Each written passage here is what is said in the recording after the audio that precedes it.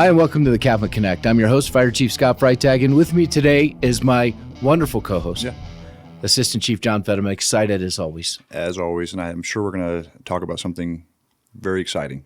You know what? We actually are. It's going to take a second to get there because you may notice, John, that there is a coffee mug in the middle of the table. I did. And this is owned by one Chief Holger Dura with the Prescott Fire Department, who was in Mesa last week, assisting with the Chief Executive Officer program, which you're in. And he left it there. So as a friend, right, I did him a favor and I brought it back. But there's a couple of things. One, he's not been able to get it from me. And I think at this point, it's really become kind of a hostage situation. There's carrying fees. Sure. I'm limited on what I'm supposed to lift, so there's a fee for that because I had to lift this thing.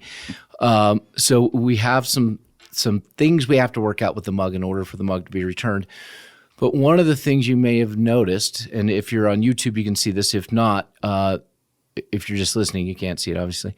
But it says Poudre Fire Authority on the front, which a shout out to Poudre Fire Authority. We don't know you, but I'm sure that we like you just as much as we like Holger. However, that's the wrong fire authority in this area. Absolutely. So, John, I've taken the liberty, since this is in my care. I can see that. And cautiously, I'm going to turn this so that people on YouTube can see that I've carefully placed a Central Arizona Fire Medical sticker opposite the Poudre Fire Authority. That should be considered Holger's other love. It should be. Yes. And so I think when he goes to Prescott to drink his coffee, and he's at the Prescott Fire Department, he'll have everyone except Prescott represented on his coffee mug. and we're okay with that. Sure. So we have this here. The other thing we have, and I think the public should know, and our fleet maintenance guys need to know this, is that Chief Dura, Chief Knapp from Prescott had to go to a conference. And so Chief Knapp's brand new Ford F-250 is sitting at our admin. We gave him permission to leave it there for this week.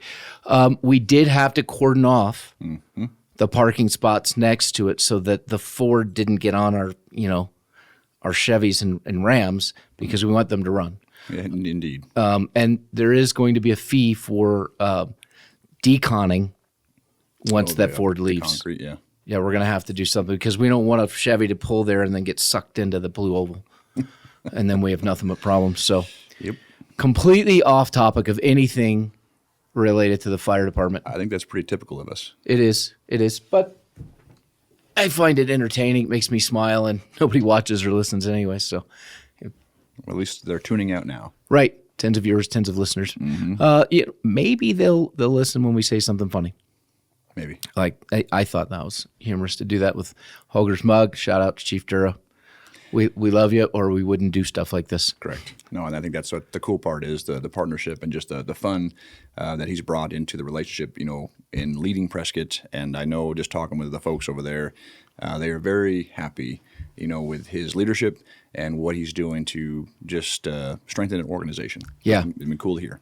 No, he's done a great job, and not only is he a peer, but he's proven to be a very good friend.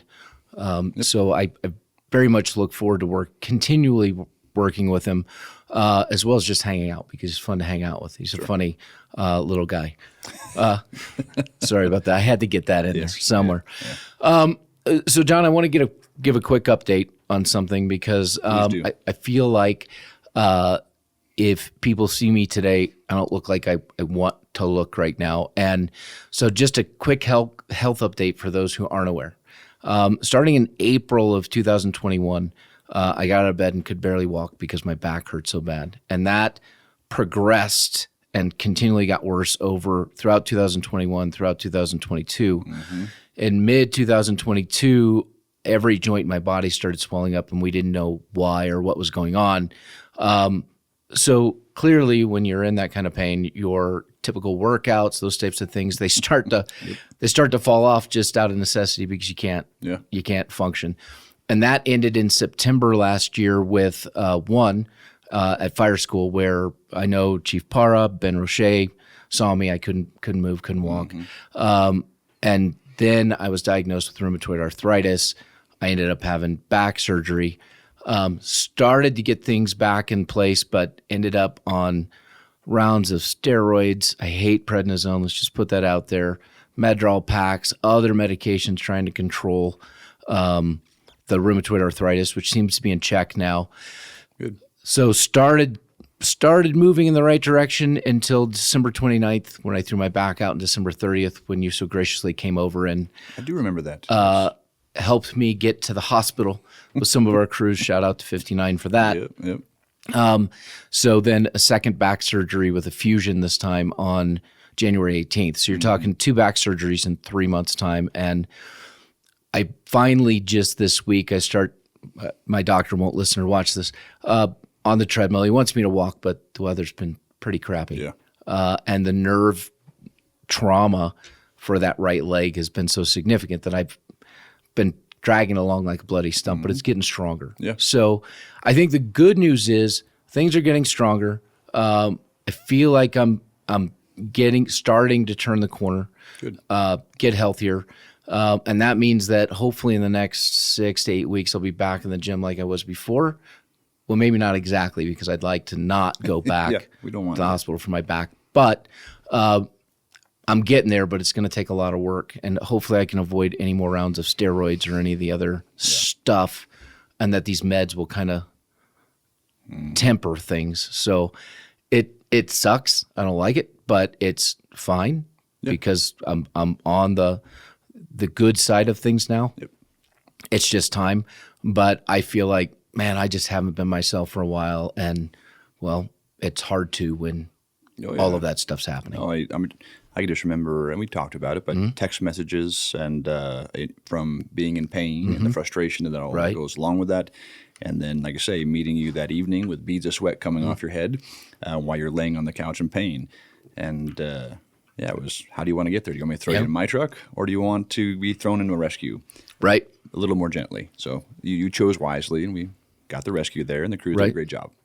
And I really appreciate that, because unfortunately that's the second time 59's had to pick me up off my floor because of back issues. But hopefully with the surgery that was done in September to L4, L5, L5S1, and then the fusion of L3, L4, removal of the disc, hopefully we're on the right track. But I should be in physical therapy in the next couple of weeks. I go for a follow-up Monday next week before I leave on vacation. Friday, we're not going to say anything about where I'm going, what I'm doing, just going on vacation for a week. That said, I'm still pretty limited, because I was asking you before we came in here today, hey, what are you doing next Friday morning? Because Jen may be gone, and I need to go on this trip, but I can't lift my cooler or do any of that. So I am listening to what the surgeon told me to do. There you go. So I think it's interesting too, though. You started that whole update with you don't look the way you want. yeah, And I don't look the way I want either, but I don't know that surgery would help me at this point. Yeah. But, we'll see. I think part of it is just, I've always been in the gym and tried to remain fit. And over the last couple of years, that's been a real challenge for me. And so I'm not happy with where I am overall physically today. But there's a reason for it. It's not just because I sat on my backside and ate Twinkies. I physically have been unable to do things.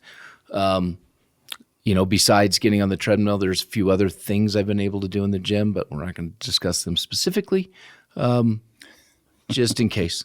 I'm not supposed to be doing any of them. I don't know for sure, but I'm careful. We'll go with that. I'm careful. Good job. So, John, getting to the CAFMA part of this, finally, after almost 10 minutes, Monday night, we took to the board a staffing plan for the next 3 years for CAFMA. Yep. And the board at that meeting gave us direction to start trying to implement the plan from a budget perspective, so that they could see what the budget impact is and what the tax rate impact is. Because we know anytime we increase a cost to the agency, it increases cost to taxpayers, especially since we only have one source of revenue, which is property tax. Yeah. No, I think it's good for everybody to understand. Like you say, it was really the approval by the board to continue to look at that and look at other avenues. We included, in that discussion, the SAFER grant and trying to put in for that.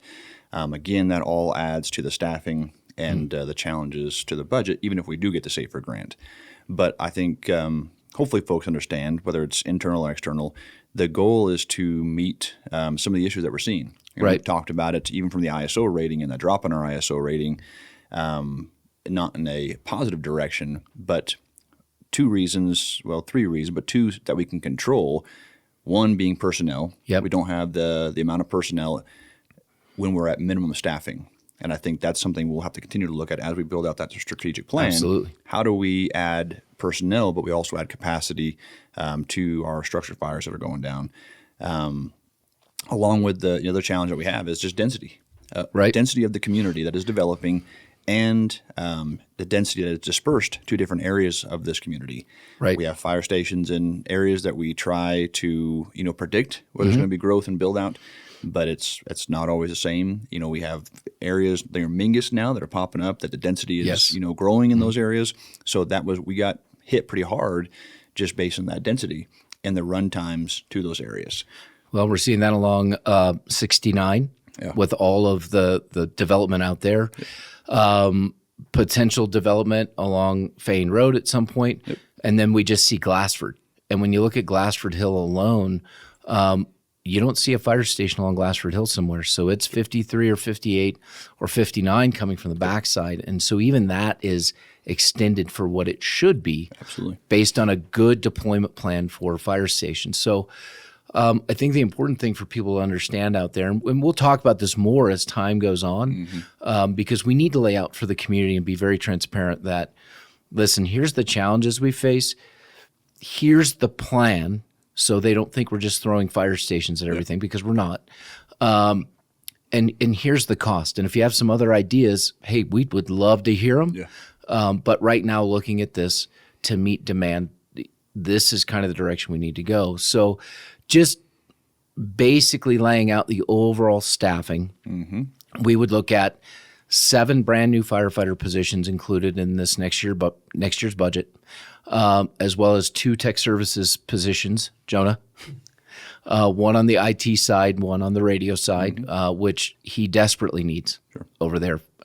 And the interesting thing is I was talking to a county supervisor this week, and I think you get a lot of support in the county when you talk tech services and in the town of PV, because we do maintain all of their communication systems. Yeah, absolutely. And when you point out, hey, you know what? We love Dave Legg and Tony. At some point, they're either going to want to retire, or if something happens, we're going to have a real problem with your radio communications. They're like, no, hire somebody in to shadow under Dave and Tony. Yeah, for sure. So it's a good continuity plan. We're also submitting, and we're working on it currently, a SAFER grant for 8 positions. That grant could be awarded before the end of the next fiscal year, but I think we've got a plan to address that. Yep.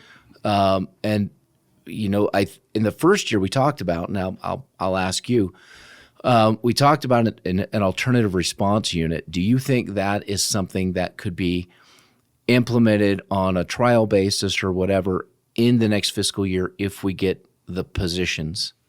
I think absolutely. And we've looked at even, talking with Doug, and I know we are still working with YMC on the community paramedic side. Right. They are providing funding for it, but we've even talked about utilizing that resource as we, continue that partnership with them to do that sooner than later. Right. So I think, like you say, we could even do it this next fiscal year to start that concept. And I've been working with PRCC and trying to make sure that model is that they can dispatch that and put that to work, which I think they have the basis for that position or that unit at this point.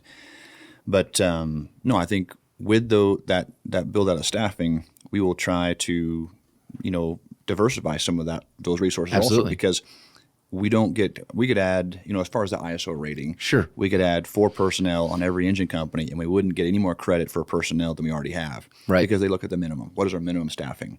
So we've talked about, adding resources into it, alternative resources that help just the general call volume, which is that ARU. Right. We've also looked at, is there a time period where we start putting 4 personnel minimums at certain stations, just based on call volume, based on apparatus that are there. And, you could even do that for periods of time during the year. There's a variety of things we're continuing to look at, like you say, where it's not just throwing people at a problem. How do we strategically approach that problem we need the personnel. We know that. Right. But how do we strategically apply them to the whole response model to make sure that it's appropriate and doing the best we can? Well, and I think the other important thing for folks to remember about the ARU and the ISO rating is, part of that is the effective firefighting force under the NFPA standards, minimum standards, in a certain amount of time. And in short, we rarely, if ever, get an effective firefighting force on scene. The ARU, if the firefighters on that unit, we put their gear with them, then they can also respond to that structure fire call or significant incident, and they now count towards the effective firefighting force on scene. So it's another way to get people into the system to meet a need that we have without just putting up another engine. Yeah, and they're going to be out there doing some of those low acuity calls where it's just maybe helping somebody up, or it may just be changing batteries. So they're helping, the response program and everything going on just with handling some of those low acuity calls. And I think that's a good thing as well, because then it leaves those units in their stations running more significant calls. Absolutely. So, we've talked about that build out. I think over the course of maybe a 3-year period, we'll be adding another engine. And we've talked about what that looks like as Prescott Valley grows vertically, in terms of truck companies. Absolutely. And again, we got dinged in that ISO rating because we don't have a backup truck company, and nor do we have a fully staffed one. Right. There's models around there that we can get credit for that, even if it's not fully staffed. Sure. But having to look at all of it, right? Having to look at, as Prescott Valley grows in density and grows vertically, what do we need to continue to adjust? Well, and if you look just off of across from Admin, across the highway, you see the rooftops of brand new apartment complexes. We have new hotels on the drawing board. We have Legato, which is a fantastic looking Fane project that's 6 stories that surrounds a parking garage. And some interesting challenges that we haven't dealt with before. I can tell you, Chief Glass with Tempe laughs at me when I talk about a 6-story. She says, "Isn't that cute?" Yes. We're a little bit different. It's all than Tempe. perspective. It is. It's perspective. So the other side of that, so moving into year 2, if we don't get the SAFER grant for the 8, and the intention is if we can get the SAFER grant for the 8, then we can slowly introduce those salaries over a period of 3 years rather than having them hit the budget and tax rate year 1. It's a slow buildup. But if we don't get those 8, then we will ask the board in year 2 for the 8 positions that we need. So that would be 7 new firefighters and a deputy chief of ops. And then there are a couple of non-ops positions in there as well, potentially another person in finance, depending on the ambulance transport and the needs in finance for that. I think there was somebody potentially in the warehouse, maybe someone in facilities. The warehouse was dependent on whether or not Prescott partners with us or signs an IGA for warehouse services. So there's some provisions in there for that. And then in year 2, we would also ask to go for another SAFER grant for 7, because in year 3, the idea would be 7 brand new firefighter positions again. If we don't get that in a SAFER grant, we would put it on the tax rolls first year, which we want to avoid. We're not trying to drive it up. But the fact of the matter is, by that 3rd year, we're going to need to put another engine in service. So despite these other things that we're working on, partnerships with Prescott for new move-up software, working with Prescott and our partners on true emergency medical dispatch and PRCC, all the alternative response units. The fact of the matter is, travel time to some of these very densely populated areas continues to extend as the area grows. We're going to have to add another engine to the system. The idea would be in year 3, that's where that would fit. Yeah, and that's the goal, right? And end goal. That's the end goal.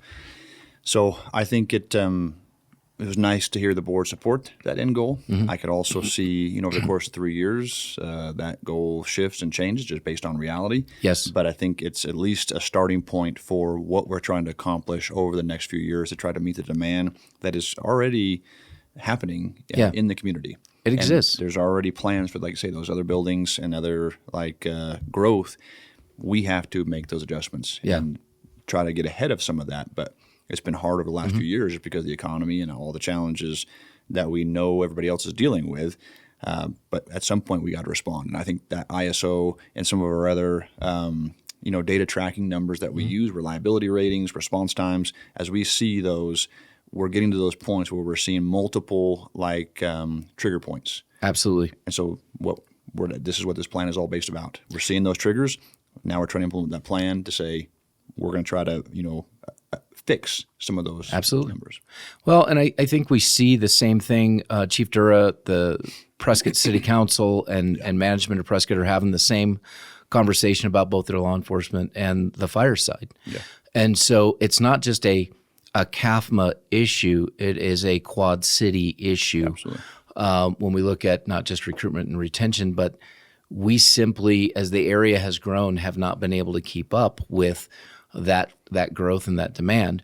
And a lot of that, and I don't know if I said this, but we only have one source of revenue, and that's property taxes. And the challenge for the board politically, the challenge for us politically and with the community is that, hey, we need to add all this staffing because we have to provide these services because the area has grown. And we've talked about development doesn't pay for development in the state of Arizona for fire districts. So that then falls back to the rest of the property owners have to pay for that development. And then, of course, we get blamed because the property taxes go up. Sure. So we know there's going to be increases, as you said, and I think this is cautionary tale to all the CAFMA people. It's a 3-year plan. Planning is good. Yes. Planning is a good thing. Yeah. It doesn't mean that we're going to be able to implement it as structured because things can change in the economy. And we understand that. But that doesn't mean that our end goal necessarily changes. No. Yeah. It just may extend it. Yep. The other side of that in 3 years as we look at that engine, because part of this buildup is we know today we need 15 people to put up a new engine. We can't hire them all in 1 year. So that's part of this, as well as the additional staffing that you talked about, the 4-person and the ARU.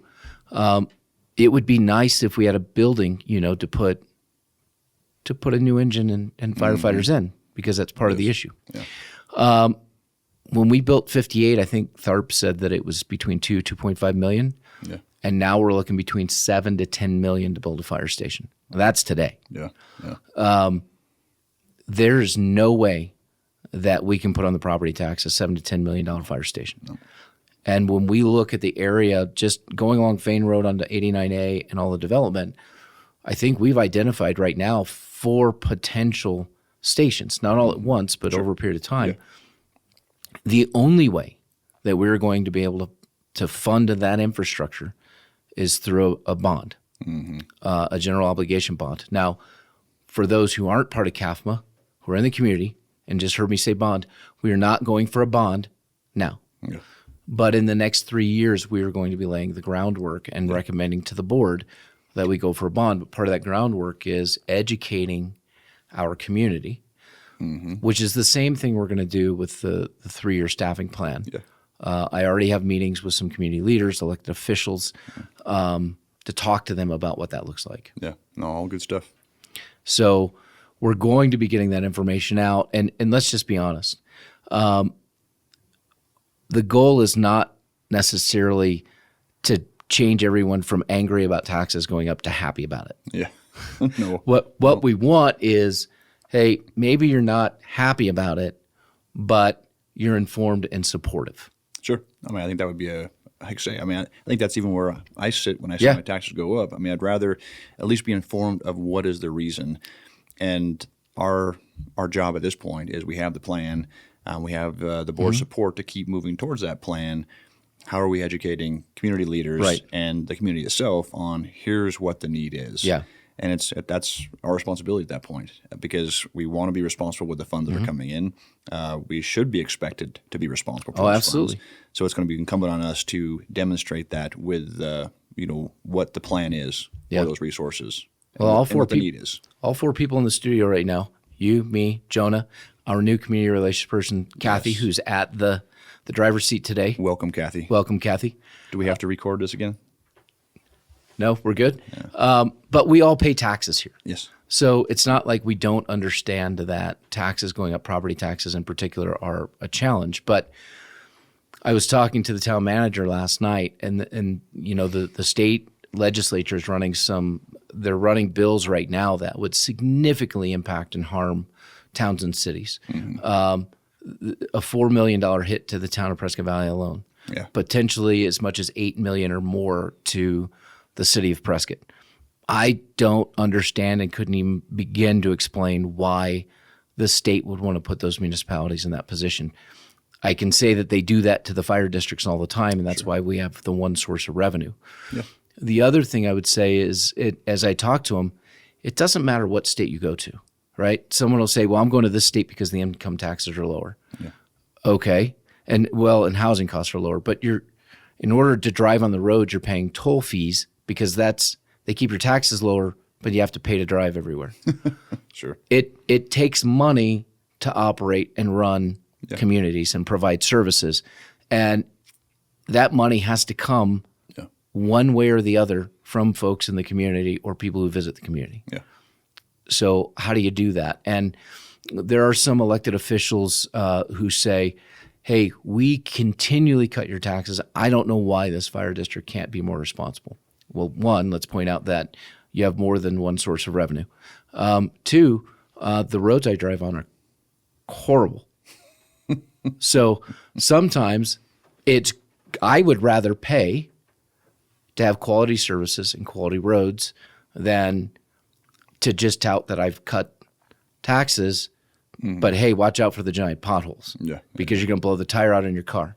And the cost of that tire on your car is less than what the tax increase would have been, or is more than what the tax increase would have been. Sorry, for sure. More than what the tax increase would have been. Oh, yeah. So, I mean, there's give and take on all of this. Yep. I think the important thing is that as we move forward, we will have more conversations like this, laying out what our overall plan is. The staffing plan will become part of the strategic plan. The first session for that internally will be Thursday. We'll be getting out with community leaders and elected officials to bring them in as part of the strat plan. Yep. And then all of that gets bundled up together into a nice little bow for Chief Para, who is our accreditation manager. Correct. And that'll go into a joint standards of cover with the city of Prescott, which will again point out where deficiencies are, where we're doing great, where we need help. Yeah. And I think together we'll have a pretty good narrative to show the community why what we do is important, but why increasing services, not increasing services, but just increasing services enough to meet demand. To meet the demand. That's it. Yeah. We're not just increasing services. We have a demand that we can't meet. Well, and I think it couldn't come at a perfect time or more perfect time because we are, like you say, we're trying to look at this just general plan for staffing and resources, but at the same time, we're doing a larger strategic plan that is including community members that is going into the accreditation, which is requiring us to not only look at our entire organization and the processes that we're using, but it also, helps us look at our partner agencies, including PRCC, for our dispatch, along with Prescott, and what we want to do to collaborate with them. So I think it couldn't come at a better time to try to make sure that we're using every resource and every tax dollar appropriately. Right. And we're going to tie all that together. And we've been very conservative over the years. And the Fire Authority has done what it was meant to do, which was create efficiencies, because we would have either had to increase services or decrease services and not be able to meet demand like we've done today. So I think we've been very efficient over the last 6 years, and it's worked. But now it's time we have to increase to meet demand. Most of that demand is in the town of Prescott Valley. So it's not just our focus, but that's an area that we need to look at. So a lot more to come on this, a lot more to come with the strategic planning in advance of the sessions. Thank you all, CAFMA employees, for participating, giving us feedback, because it's vitally important. And with that, John, we'll close it out. But I want to close out a little bit different because I received an email from Suzanne, our MM manager, and she liked the way I closed out the review last week, which was it was a short review because my mind was, it was focused on providing education for you. Usually you have lots John. of words. I got to the end of it and this is awesome. Yeah, that's it. That's all you had to say. I finished that one. Yeah. Just kidding. But that's because you were captive last week having to listen to me. That's true. I didn't have anything else. Yeah. So thank you all for watching. Please don't forget to like and subscribe. And remember, be safe, be kind, don't do anything stupid.